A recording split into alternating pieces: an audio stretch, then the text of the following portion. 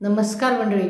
एक काळ असा होता की उठल्याबरोबर घरातील सर्व छोटी मंडळी मोठ्या मंडळींना नमस्कार करायचे, त्यांचा आशीर्वाद घ्यायचे आणि दिवसाचा दिनक्रम सुरुवात करायचे.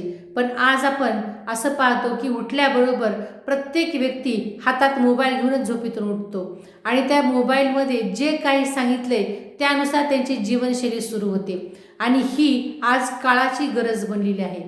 पण हे उपयुक्त आहे का, किंवा खरंच मोबाईल काळाची गरज आहे का, हे प्रत्येक पालकांनी आज ओळखलं पाहिजे.